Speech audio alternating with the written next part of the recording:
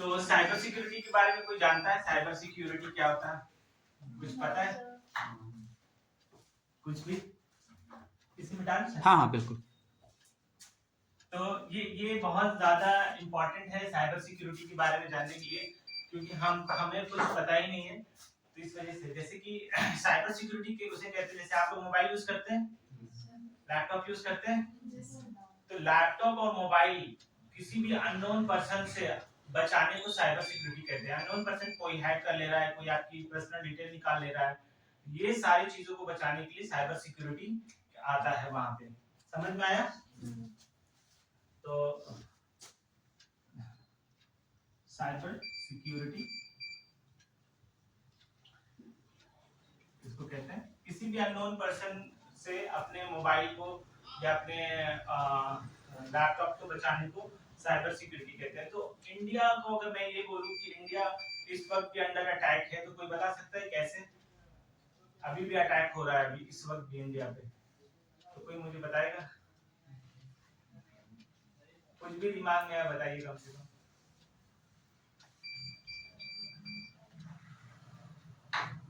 नहीं, कुछ भी जो कह रहे हैं, कोई चाइना बम मार रहा होगा, ऐसा ऐसा आ रहा दिमाग में? So, इंडिया 24 आवर अटैक पे होता है, उस पर साइबर अटैक होता रहता है, ठीक है ना? इसको कहते हैं साइबर अटैक। साइबर अटैक होता रहता है, साइबर अटैक होता रहता है, जिससे मतलब कि हम क्या करते हैं, इंडिया में ऑनलाइन सारा काम हो रहा है, तो उस पे अदर गवर्नमेंट, अदर कंट्री है ना, अपने से साइबर अटैक करती रहती है, जिससे हमारे डेटा चोरी होते रहते हैं। अभी इंडिया में मैं बताऊंगा हर साल कितना डेटा चोरी होता है, कितना हम पैसा ट्रांजेक्शन करते हैं, तो उसमें मेरा हमारे इंडिया का चोरी होता है। तो इन सब का अवेयरनेस जानना हर लोगों को जरूरी है। तो ये मतलब है कि इंडिया अंडर अटैक का मतलब ये है कि अभी भी साइबर अटैक हो रहा होगा हमारे पे, ठीक है ना? और हमारे पे अदर कंट्री जो है ना, अदर कंट्री का बड़ा से बड़ा जो वो उनका डिफेंस सिस्टम ही चलता है। अभी मैं बताऊंगा कि डिफेंस सिस्टम किस कंट्री का चलता है, सिर्फ साइबर अटैक से। तो this is a very important. तो साइबर अटैक के अंदर में ये आते हैं। तो हमारे हमारे में कहाँ कहाँ अटैक होता है, कोई बताएगा? कुछ आइडिया है? कुछ भी आइडिया है? बताओ, कुछ भी दिमाग में आप, साइबर अटैक कहाँ कहाँ हो रहा होगा अभी?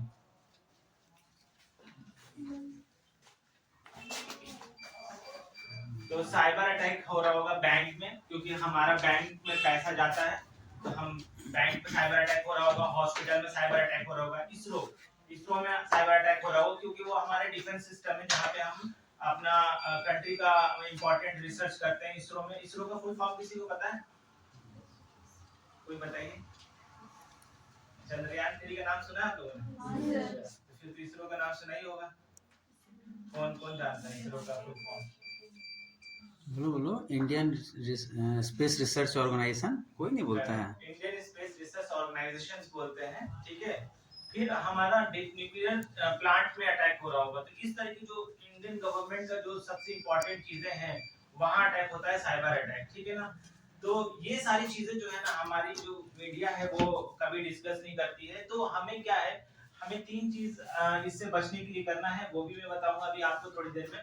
तो कब क्या होता है, सिर्फ साइबर अटैक का मतलब ये नहीं होता है कि आपका इंस्टाग्राम फाइल या फेसबुक हैक हो गया तो उसी को रोने लगते हैं कि मेरा इंस्टाग्राम हैक हो गया या मेरा फाइल या ईमेल हैक हो गया। सिर्फ उसी को साइबर अटैक या साइबर हैक नहीं कहते हैं। जो भी हमारे कस्टमर, जो भी हमारे इंडिया पे या आपके मोबाइल पे जो भी हो रहा है, वो सब चीज को साइबर अटैक कहते हैं, ठीक है ना? तो ये साइबर अटैक के अंदर जो आज के दौर में एक बहुत सारे फ्रॉड भी होते हैं, स्कैम जिसको कहते हैं, वो भी समझेंगे थोड़ा मोड़ा। तो साइबर अटैक के बाद जैसे एक स्कैम हुआ था 251, कोई जानता है 251, फ्रीडम 251 का स्कैम? एक मोबाइल निकला था बहुत बहुत दिन पहले, 250 रुपए का मोबाइल दे रहे थे, पता है? 250 रुपए का फ्रीडम इंडिया भारत करके एक मोबाइल का स्कैम निकला था, जिसमें लोगों को बताया गया था कि 250 रुपए में एक मोबाइल दिया जाएगा, और वो बहुत लोगों ने उसको पैसा भी जमा किया, लेकिन वो स्कैम था। तो इस तरह का स्कैम किसके थ्रू होता है? एक ऑनलाइन भी होता है, एक साइबर स्कैम भी होता है। तो ये सारी चीजें हम इसके अंदर जानेंगे, ठीक है ना? तो यहाँ पे जो हमारा अब आते हैं कि इन जो हमारे इंडिया का जो है 80% जो है मनी जो है ऑनलाइन ट्रांजैक्शंस होता है। जिससे अभी आप पैसे के बारे में पढ़ रहे थे तो ये पता होना चाहिए कि इंडिया का जो बैंकिंग सिस्टम है ना, बैंकिंग सिस्टम जो आप तो कॉमर्स से हैं तो आपको बताने की जरूरत है, ये 80% पैसा ऑनलाइन ट्रांजैक्शंस करता है। आप बता सकते हैं कि 80% कितना रुपया होता होगा सालाना? किसी को कुछ आइडिया है? कितना? कुछ भी डेटा? 72 लाख करोड़ करोड़ ये 72 लाख करोड़ ट्रांजैक्शन ऑनलाइन होता है इंडिया में। समझ रहे? समझ 72 लाख मैं पूछूंगा लास्ट में, कुछ याद कर लेना। इतना पैसा ट्रांजैक्शन होता है और समझो ये सारे ट्रांजैक्शन ऑनलाइन हो रहे, ट्रैफिक पे हैं, तो ये सारे यहाँ से भी हमारा साइबर फ्रॉड होता है। समझ रहे? तो ये सब चीजों को जानना आपको जरूरी है। और जैसे कि एक साइबर फ्रॉड हुआ था 2022 में। वो हुआ था कि हमारे 2022 में हमारा जब हम रिसर्च कर रहे थे एम्स में अलग अलग डिजीज के बारे में, तो साइबर अटैक हुआ था और वो उसमें हमारे रिसर्च पेपर चोरी हो गए थे। वो चाइनीज की कंपनी थी, उसने 2022 में एम्स के रिसर्च पेपर्स निकाल लिए थे और वो एक वायरस होता है रैंसम वायरस, वो डाल के। समझ रहे हैं? इस तरीके से हमारा रिसर्च पेपर भी चोरी होता है, क्योंकि अगर रिसर्च पेपर चोरी होने का सबसे, अगर हम कोई मेडिसिन किसी डिजीज का हम बना रहे हैं, आप समझिए इसको, इस मेडिसिन कोई डिजीज हमें फाइंड आउट हुई कि ये डिजीज है, इसकी मेडिसिन हमारी रिसर्च हुई, रिसर्च होते होते उसमें 10 साल लग जाते हैं, 10-12 साल रिसर्च होती है ह्यूमन पे आते आते रिसर्च करने से पहले। समझ रहे हैं? उसके पे जानवर पे रिसर्च करोड़ों पैसा खर्चा होता है इस मेडिसिन पे। हो सकता है कि ये सक्सेस भी हो जाए फेल भी हो जाए। तो हमारी गवर्नमेंट ने मान लो कि कई सौ करोड़, 600 या 700 करोड़ रुपया उस पे सर्च करी, या 7000 करोड़, और लास्ट में एक मेडिसिन का फॉर्मूला निकल के आता है और हम कल इसको लीक करने वाले होते हैं और अपनी मेडिसिन बनाने वाले होते हैं। लेकिन साइबर अटैक से वो एक दिन में ये सारा फॉर्मूला चोरी कर लिया, तो उसको कितना बेनिफिट हुआ? जो हमारा 10 साल का मेहनत, समझ रहे हो, और 6000 7000 जो भी करोड़ रुपया लगा होगा वो सब एक सेकंड में वो लीक हो गया और हमारे बनने से पहले वो मार्केट में वो मेडिसिन आ गई, तो हमारा नुकसान हुआ कि नहीं? तो ये है साइबर अटैक। ये सब चीजों को जानना पड़ेगा। एम्स में हुआ था 2022 में और चाइनीज हैकर्स ने उसमें साइबर अटैक करके हमारे जो कॉन्फिडेंशियल डेटा है वो चोरी कर लिया, जिससे हमें बहुत नुकसान हुआ। आपको पता है कि हर साल कितना डेटा इंडिया में चोरी होता है? कुछ बताइए। इंडिया का हेल्थ ग्रोथ कितना है, हर साल कितना होता है? हमारा हेल्थ ग्रोथ, हेल्थ में जो रिसर्च सिस्टम है हमारा, वो हर साल 38% बढ़ जाता है, ठीक है ना? और इंडिया में 450 मिलियन डेटा हर साल चोरी होता है। डेटा चोरी होता है, चाहे वो आपने न्यूज में सुना ही होगा कि आधार कार्ड लीक हो गया, इस तरह का लीक हो गया, ये लीक हो गया, वो लीक हो गया। हर साल 450 मिलियन डेटा चोरी होता है। तो आपको पता भी नहीं होता है, लेकिन डेटा चोरी हो रहे हैं, अभी भी चोरी हो रहे होंगे कुछ ना कुछ। समझ रहे? तो ये सब चीजों को जानने के लिए हमें ये cyber security is a very important. अगर हम इस लेवल पे अगर बच्चे अवेयरनेस होंगे तभी हम आगे कुछ कर सकते हैं, ठीक है ना? तो 2019 में एक्चुअली आयरलैंड में चंद्रयान 2 के लॉन्च होने से पहले एक साइबर अटैक हुआ था आयरलैंड में। लेकिन मैं ये भी बताऊंगा 2019 में जो हमारा साइबर अटैक हुआ था इसरो पे, जिसकी वजह से हमारा चंद्रयान 3 जो है, चंद्रयान 2 जो है अनसक्सेसफुल हो गया था लैंडिंग से पहले। उससे पहले भी हमारे ऊपर एक अटैक हुआ था, उसके बारे में भी बताऊंगा। लेकिन आयरलैंड में भी उसी टाइम एक 2019 में अटैक हुआ था। तो जो हमारे यहाँ जो इसरो में अटैक हुआ था, उसको एक अटैक का एक नाम है, इसको फिशिंग कहते हैं। लेकिन उसको में क्या हुआ, इसरो के लैपटॉप में ना एक ईमेल गया, ठीक है ना, 2019 चंद्रयान 2 से होने से पहले, और वो ईमेल में इसरो के नाम से ही गया था। तो लोगों को लगा, इसरो के साइंटिस्ट को, कि ये तो हमारे हायर अथॉरिटी का ही ईमेल है, और उन्होंने उस ईमेल को खोला और उसमें एक वायरस था, एक फाइल थी, जो इस कंप्यूटर में डाउनलोड होने के बाद इसका डेटा है ना, जिसने भेजा था उसको भेज दी सारे का सारा। और ये बाद में हमें पता चला, ठीक है ना, चंद्रयान 2 से। तो इस तरह का भी अटैक होता है जो आपको जानना बहुत जरूरी है। समझ में आ रहा है? थोड़ा थोड़ा काटने के बाद अगर अच्छा लग रहा हो तो ज्यादा बता देंगे, थोड़ा नहीं तो थोड़ा ही बता देंगे। कैसा लग रहा है, बोर तो नहीं हो रहे? ओके। तो हम हमारा जो न्यूक्लियर प्लांट है ना, न्यूक्लियर प्लांट समझते हैं न्यूक्लियर प्लांट क्या होता है? फ्यूजन साइंस मतलब ये है, एटम जो होता है ना उसके फ्यूजन से, और फ्यूजन फ्यूजन फ्यूजन समझते हैं?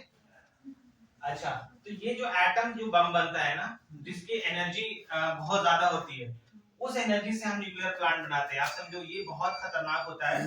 और इंडिया में पता है कितने न्यूक्लियर प्लांट हैं? 22 ऑपरेशनल प्लांट है, 22। ठीक है ना, एक छोटे से यूरेनियम से है ना हम सालों साल एनर्जी प्राप्त कर सकते हैं। ये बहुत कॉस्टली होता है। और अगर इस पे अटैक होने से, अगर ये अटैक हुआ तो एक हिरोशिमा बन सकता है इंडिया में। पता है ना कि एक छोटे से हिरोशिमा पे क्या हुआ था? तो इस पे ये बहुत ही ज्यादा इंपॉर्टेंट और बहुत ही ज्यादा मतलब ये डेंजर होता है अगर इस पे हम अटैक हो जाता है, क्योंकि हर चीज आज के जमाने में कंप्यूटर से चल रही है, सारा डेटा हम देते हैं। अगर इस पे अटैक होता, और इस पे अटैक हुआ था 6 महीने तक इस पे अटैक रहा, और 6 महीने तक हमारे साइंटिस्ट को पता नहीं चला था कि हमारे न्यूक्लियर प्लांट पे अटैक भी हो रखा है। फिर हमने डिटेक्ट किया जब उसमें कुछ गड़बड़ी आ रही थी, और फिर हमने इसको निकाला। तो इस तरीके की साइबर अटैक होते रहते हैं हमारे इंडिया पे। ठीक है, अब इसके अंदर जो है हम छोटी छोटी चीजें और भी जानेंगे, क्योंकि वक्त कम है। तो साइबर अटैक में क्या होता है, कोई भी अननोन, जैसे कि अभी मैं डिफेंस में भी जो जो पीछे आपके डिफेंस सिस्टम, डिफेंस है जो आर्मी में, वहां पर भी हमने एक ट्रेनिंग दी थी जिसमें हमने ये भी बताया था कि साइबर अटैक में क्या हुआ था हमारे इंडिया में। एक यूएसबी, अमेरिका में एक यूएसबी जो था, यूएसबी जो था पेन ड्राइव को कहते हैं, पेन ड्राइव ऐसे फेंक दिया बाहर की तरफ, ठीक है ना, अमेरिका में। और अमेरिका में पेन ड्राइव फेंक दिया तो लोगों ने, आर्मी ने देखा कि क्या पेन ड्राइव है। जैसे हमारे यहाँ पे है ना, हम जब अंदर में ट्रेनिंग दे रहे थे तो वहाँ पे ना इंटरनेट बैन है, किसी भी कंप्यूटर पे बैन नहीं है, इंडियन सिक्योरिटी के हिसाब से कोई भी कंप्यूटर पे इंटरनेट नहीं चलता है वहाँ पे। लेकिन वहाँ पे जब यूएसबी फेंका, जब आदमी को एक क्यूरियोसिटी होती है कि यूएसबी पता नहीं किसका है, किसी किसका है, उन्होंने जब यूएसबी लगाया तो वहाँ से उनका पूरा का पूरा सिस्टम हैक हो गया था। इंडिया अमेरिका में 2018 में हुआ था ये। तो इस तरह के भी हैक होते हैं। तो कोई भी चीज आपके बाहर पड़ा हो या कहीं पे एक मेमोरी पड़ा हो तो आप उसको यूज नहीं करिएगा, क्योंकि हो सकता है कि उसके अंदर हैक हो जिससे आपके डेटा चोरी हो जाए। ठीक है, दूसरा एक हैक होता है जिसको किडनैपिंग भी कहते हैं, ऑनलाइन किडनैपिंग का सिस्टम। इसमें क्या होता है कि आपके कंप्यूटर के अंदर में या आपके मोबाइल में एक वायरस भेज देते हैं जिसको कहते हैं रैंसम वायरस। ठीक है ना, थोड़ा सा मैं जल्दी भी पढ़ा रहा हूँ। रैंसम वायरस, इसके अंदर क्या होता है, इसके अंदर आपके कंप्यूटर के अंदर में एक ये वायरस भेज देंगे। ये कंप्यूटर जैसे अगर मान लीजिए कि ये कोई अमित लिखा है, इसको कोड कर देगा, इसको कुछ इस तरह से कोड कर देगा। अब आप ये फाइल जब खोलेंगे तो ये खुलेगा ही नहीं, ठीक है ना। जब फाइल नहीं खुलेगा तो आप परेशान हो जाएंगे, क्योंकि आपका इंपॉर्टेंट फाइल है। समझ में आ रहा है, थोड़ा थोड़ा समझ में आ रहा है। तो ये इंपॉर्टेंट फाइल है, तभी फोन करेगा आपको कि आपको ये फाइल खोलना है, तो आप बोलेंगे हाँ, तो कह रहे कि आपको इतना $1,00,000 देना पड़ेगा, तब हम इसका कोड बताएंगे। तो इस तरीके का भी अटैक होता है।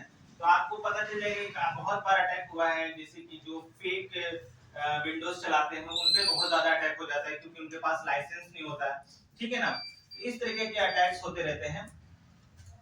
तो अभी आपने सुना होगा टिकटॉक के बारे में, ठीक है, टिकटॉक बैन हो गया। क्यों बैन हुआ, किसी को कुछ पता है? चाइना, हाँ बोलो बोलो।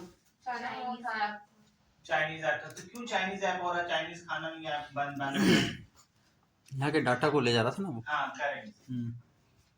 तो सर मैं सही बताया, तो मैं यही बताना चाहता हूँ, जो टिकटॉक ऐप था, जो भी हमारा डेटा होता है, ठीक है ना, हमारा डेटा एक डेटा सेंटर में सेव होता है, ठीक है ना, डेटा सेंटर कहते हैं। इसके अंदर क्या होता है, सारा डेटा बड़े बड़े मेमोरी होते हैं, समझ जाइए आप, बड़े बड़े मेमोरी होते हैं, इसके अंदर कूलिंग लगा रहता है। इस तरीके से अगर आपका सारा डेटा यहाँ पे सेव हो रहा है, आपको पता है कि कैसे काम करता है। जैसे मान लीजिए कि आप 18 साल की, 12 साल की, 13 साल की, अब आपने यहाँ पे जितना भी डेटा डाला है आपके हिसाब से, जैसे कि आप कैसे कपड़ा पहनती हैं, आपके क्या सब कुछ वो टिकटॉक में देखता है, एनालाइज करता है, प्लस आपके डिटेल्स, आप कहाँ रहते हैं, फिर वो डेटा जाता है मार्केट में, बिक जाता है, और वो उसके हिसाब से एडवर्टाइजमेंट और बहुत कुछ होता है, या हो सकता है कि आपके पर्सनल डेटा या मिसयूज, इस तरह की चीजें होती हैं, ठीक है। तो वो है ना, ये सारा डेटा हमारा जा रहा था और बहुत ज्यादा मिसयूज हो रहा था, वहां की चाइनीज गवर्नमेंट कर रही थी। फिर इंडिया को लगा कि ये बहुत ज्यादा है, तो वहां से ये बंद कर दिया, और इंडिया में अब उसका डेटा सेंटर खोला जा रहा है, ठीक है ना, बस जहाँ पे हमारा डेटा हमारे इंडिया में रहे और हमारी गवर्नमेंट जो है ना इसकी रक्षा करे, समझ रहे, क्योंकि बाहर के देश में जो है कोई रक्षा नहीं करेगा, आपका डेटा लीक होता है, और डेटा बहुत इंपॉर्टेंट होता है, सोने के भाव में बिकता है डेटा, उससे भी ज्यादा, समझ रहे हो। तो ये सारी वजह से हमारा टिकटॉक जो है डेटा सेंटर, तो हमें ये है, अगर ये साइबर अटैक हो रहा है, बहुत सारी चीजें हैं, जैसे साइबर अटैक में फिशिंग है और मेल है, किस तरीके से हम करते हैं, किडनैपिंग, ये सब सब होता है। तो अभी क्या वक्त ज्यादा नहीं है हमारे पास जिसमें हम बहुत ज्यादा एक्सप्लेन करें इस चीज को, तो हम यहाँ पे 3 चीजें जानेंगे कि किससे हम बच सकते हैं। थोड़ा सा इंडिया में जो क्राइम चल रहा है उसके बारे में बात करेंगे हम। इंडिया में जो क्राइम चल रहा है, एक ओटीपी शेयरिंग चलता है, आपके मोबाइल पे एक बार बार कॉल आता है, ठीक है ना, और बोलता है, आजकल एक नया ओटीपी शेयरिंग चल रहा है फ्लिपकार्ट, वो भी हम बात कर लेंगे, फ्लिपकार्ट ओटीपी शेयरिंग, ठीक है, एक ओटीपी शेयरिंग। उसके बाद एक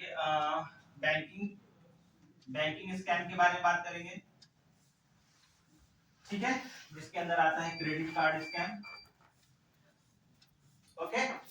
तो ओटीपी क्या होता है, एक कॉल आती है आपके पास, बोला जाता है कि आप मुझे एक ओटीपी बता दीजिए आपका, ये इस तरह से बात करके, और वो ओटीपी क्या है कि वो फेक ओटीपी पूछता है। ई सिम के बारे में बात कर लेंगे, फिर उसके बाद हम इसके लास्ट में बात करेंगे, लास्ट जो डिटेल होगी कि कैसे बचना है, प्रिकॉशन, ठीक है।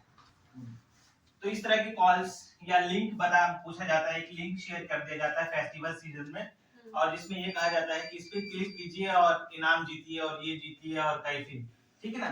तो इस तरह की क्लिक जैसे करते हैं, तो वो आपके जैसे अननोन पे आपने क्लिक किया, वो आपके मोबाइल का एक्सेस किसी और को दे देता है, जिसके अंदर से आपकी photos, data, account, contact number, वो सारे सारे उसके पास चला जाते हैं, और वो आपको मिसयूज करते हैं, ठीक है ना। और एक लोन ऐप के बारे में बात करेंगे, ठीक है। तो इस तरह के अननोन लिंक पे पहले तो आपको क्लिक नहीं करना है, समझ रहे हैं।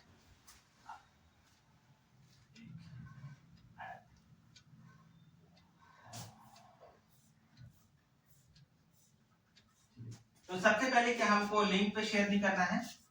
ई सिम के अंदर क्या होता है, बहुत बार क्या होता है कि आपके नाम का क्लोन सिम बना दिया जाता है, ई सिम कहते हैं, इलेक्ट्रॉनिक सिम, जिसमें आपको पता नहीं होता है, और सारा ई सिम, अगर आपको जानना है तो आप अपने एयरटेल में किसी भी कॉल सेंटर पे बात करके पता कर सकते हैं कि क्या आपके नाम का ई सिम बना है, तो वो बता देंगे कि हाँ बना है या नहीं बना है। ये थोड़ा एडवांस लेवल का होता है, और हमारे झारखंड से होता है, कोई जगह है वहीं से ई सिम का फ्रॉड होता रहता है। तो जब आपके पास कोई, जैसे मान लीजिए कि आपने बैंक में आपने कुछ इंक्वायरी की, जैसे मान लीजिए कि आपने यूपीआई के लिए ओटीपी आता है बैंक से, वो आपने इंक्वायरी की और नहीं आ रहा है, बार बार आप इंक्वायरी कर रहे हैं और ओटीपी नहीं आ रहा है, आप पैसा निकालने के लिए या पैसा जानने के लिए, तो आप समझ जाइए उस वक्त कि आपका ओटीपी कहीं और जा रहा है, ठीक है ना। वो ई सिम क्लोन जो होता है उस पर चला जाता है, तो फौरन उस पर आपको एक्शन लेना है। थर्ड पार्टी है, ये हमारा लोन ऐप का जो फ्रॉड चल रहा है दोस्तों। यहाँ पे क्या है, हमें पैसे की बहुत ज्यादा जरूरत है, पैसे की जरूरत और पैसे के बारे में जानने को क्या बोलते हैं, बोलिए। मनी से रिलेटेड जब हम पढ़ाई करते हैं उसको क्या बोलते हैं, फाइनेंशियल लिटरेसी, ठीक है ना। तो जब हम पैसे की जरूरत होती है और हम लोन ऐप, इंडिया में हर हफ्ते 7-6 लोग जो है सुसाइड कर रहे हैं because of this loan app, और वहां पे आप लोन से पैसे ले लेते हैं, क्योंकि बैंक में जाते तो आपको पैसे देता नहीं है जल्दी। ये लोन ऐप में आपका कुछ एक्सेस, जब लोन ऐप आप इंस्टॉल करते हैं, तो वो क्या करते हैं, फौरन ही आपके अकाउंट में पैसे डाल देते हैं, और हाई इंटरेस्ट रेट पे डालते हैं, मतलब 18-25 जितना भी इंटरेस्ट होता है वो डालते हैं, और आपको जरूरत है आप ले लेते हैं, ठीक है। और जब आप चुका नहीं पाते, क्योंकि इंटरेस्ट भी 25% है, इंडियन गवर्नमेंट आपको 7% ईयरली देती है, ईयरली, याद रखना ये बात। अभी आप पढ़ रहे होंगे, आपको कॉमर्स में ईयरली और मंथली में फर्क होता है दोस्तों। अगर हमने एक ऐप में लिखा हुआ 2% इंटरेस्ट, ठीक है, और इंडियन गवर्नमेंट बोलती है 7% इंटरेस्ट, ठीक है ना, तो आपको लगेगा कि यार ये तो 2% इंटरेस्ट है, ये वाला ले लेते हैं, इंडियन गवर्नमेंट तो ज्यादा ही दे रही है, लेकिन ये आपको फ्रॉड बना रही है, इनकी मार्केटिंग स्ट्रेटजी है, ये मंथली है। तो मंथली आप अगर करोगे तो ये 24% इंटरेस्ट आ जाएगा, समझ रहे हैं? और ये ईयरली है, ये सालाना, ये 12 महीने का, ये 7% इंटरेस्ट है। तो ये सारी चीजें जो है ये लोन है, इसलिए बताया जा रहा है आपको, जब आप यहाँ से जाने, अगर आपके आसपास में कोई भी इस तरह की बात हो रही है तो आप इसको जागरूक करें, लोगों को बताएं, समझ रहे हैं? तो यहाँ पे लोन ऐप का होता है, जब आप इनको यूज करते हैं तो यहाँ से ये आपके डेटा, आपके नंबर और कॉन्टेक्ट ले लेते हैं। जब इनको पैसा नहीं पहुंचा पाते, क्योंकि इंटरेस्ट हाई है ना 25%, आप पैसा नहीं पहुंचाते, आपके दोस्तों को आपकी इंपॉर्टेंट फाइल, आपकी फोटो जो भी इंपॉर्टेंट होती है वो लीक कर देते हैं, दोस्तों को कॉल करते हैं।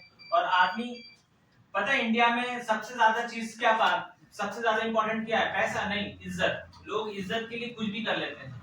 सर अभी है वक्त? 2 मिनट है कि? हाँ 5 मिनट तक लीजिए। 5 मिनट में हम थोड़ा सा राउंड अप करते हैं। सो इस इज्जत को बचाने के लिए लोग अपने आप को सुसाइड कर लेते हैं, ठीक है ना? समझ रहे हैं आप? इससे हमें बचना है। अगर आपको इस तरह की कोई भी होती है तो आपने आसपास की पुलिस को या इस तरह की इंफॉर्मेशन दे कि हम मेंटली बहुत ज्यादा टॉर्चर हो रहे हैं, समझ रहे? तो ये हो गया, इसी में हो गया। बैंकिंग स्कैम में क्या होता है, क्रेडिट कार्ड का स्कैम या आपके कार्ड का स्कैम करके, जो है ना आपका जो कार्ड है, क्या कहते हैं, क्रेडिट कार्ड एक होता है, डेबिट कार्ड, सॉरी। तो डेबिट कार्ड का क्या, आपका डेबिट कार्ड एक्सपायर हो गया है, प्लीज उसको रिन्यू करा लो, इस तरह का ओटीपी भेजते हैं। इस तरह के स्कैम से भी आपको बचना है। आजकल न्यू स्कैम चला हुआ है फ्लिपकार्ट स्कैम।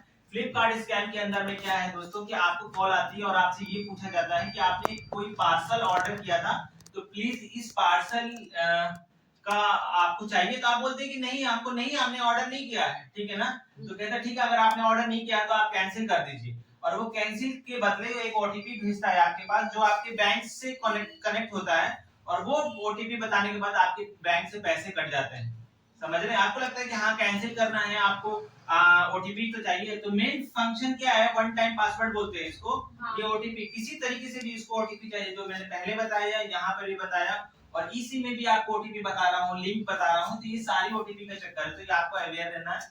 अब इन सब चीजों को बचने के लिए हम लास्ट में ये आते हैं कि किस तरीके से थर्ड पार्टी है, कोई भी एप्लीकेशन आप डाउनलोड करते हैं ना, वहां पे परमिशन मांगता है। तो परमिशन देने के लिए आपको ये देखना है कि परमिशन जो है आप जब दे रहे हैं, तो आप उसको बोलते हैं कि आपकी फोटोज और वीडियोस की परमिशन दीजिए, तभी हम इसको ऐप होगा।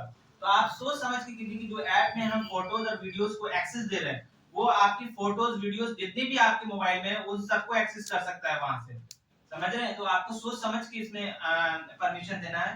प्लस कांटेक्ट में मैंने अभी ट्रू कॉलर आपने देखा होगा, मैंने ट्रू कॉलर इंस्टॉल किया, वो परमिशन मांग रहा है कि आपके सारे कांटेक्ट का मुझे दीजिए, जिसमें हम बताएंगे। मैंने कभी परमिशन नहीं दिया उसको, क्यों मैं अपना ये बताऊं, मुझे बस ट्रू कॉलर चाहिए था। इस तरह की मैं खुद प्रिकॉशन रखता हूँ। बहुत सारे जो ऐप हैं, थर्ड पार्टी ऐप हैं, जिसमें मुझे वीडियोस और फोटोज के एक्सेस मांगते, मैं नहीं देता, मैं यूज ही नहीं करना, समझ रहे हैं? बहुत ही सिलेक्टेड ऐप यूज करता हूँ मैं खुद अपने। तो इस तरीके की परमिशन देने से पहले, जबकि फेसबुक आप इंस्टॉल करेंगे तो आपके अकाउंट की नंबर का वो परमिशन मांगता है, ठीक है ना? तो इस तरीके की आप परमिशन देना नहीं देना, वो उस तरह से आप इंस्टॉल कर ले। तो ये सारी चीजें, 3 चीजें हम जानेंगे कि हम अपने आप को साइबर सिक्योरिटी से कैसे बचा सकते हैं। पहला, कि गवर्नमेंट हमारे सिक्योर करे कि हमें साइबर थ्रेट से जो भी हो रहा है, वो हमारे पास एक मिनिस्ट्री का प्रपोजल रखा गया था, जो अभी तक नहीं बना है, ठीक है ना? तो बनेगा। दूसरा होता है हमारा कि हमारे पास अपना डेटा सेंटर हो, और जितना भी हर कंपनी का जो भी हम ऐप इस्तेमाल कर रहे हैं, जो भी बैंकिंग कर रहे हैं, वो सारा डेटा हमारा यहाँ इंस्टॉल हमारे इंडिया में रहे। तो 2 चीज हो गया। और थर्ड होता है कि लोगों को अवेयर कराओ साइबर सिक्योरिटी से कि वो बचे। ये 3 स्टेप है जिससे हम साइबर सिक्योरिटी से बच सकते हैं। ऐसे तो बहुत लंबी क्लास थी, तो मुझे शॉर्ट बताना पड़ा इसको, ठीक है? तो बस यहीं पे एंड करते हैं। आप लोग बताइए आपको कैसा लगा।